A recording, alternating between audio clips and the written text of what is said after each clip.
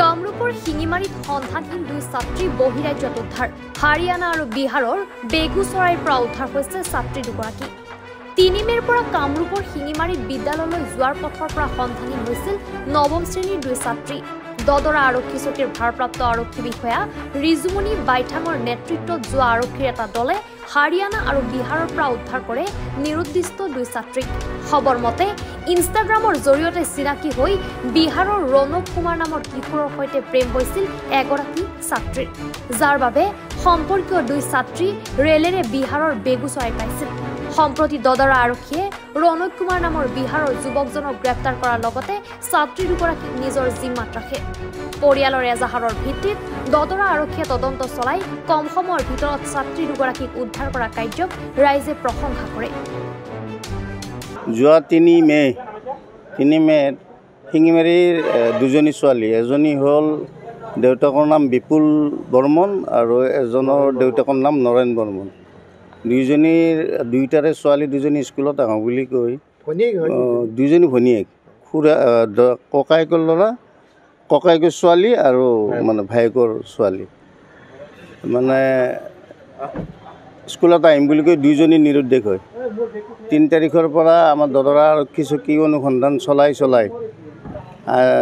যোৱা আজি ৪-৫ দিন আগত এজনী ছোৱালী বিহাৰত উদ্ধাৰ কৰিলে আৰু এজনী হাৰিয়ানাত উদ্ধাৰ কৰা বুলি গম পাইছোঁ। আৰু ইতিমধ্যে যিজন ল'ৰাই পলুৱাই নিছিল সেইজন ল'ৰাক কৰায়ত্ব কৰা হৈছে।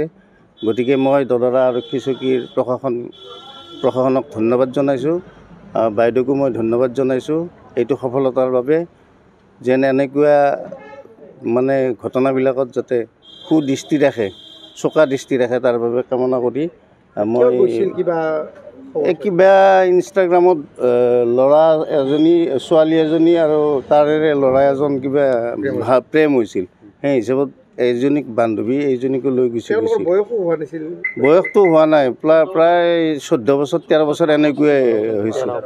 মোবাইল বা ইনষ্টাগ্ৰামে নৱপ্ৰজন্মক নিশ্চয় আচলতে এই ক্ষেত্ৰত অভিভাৱকে কিছু দায়িত্ব গ্ৰহণ কৰিব লাগে।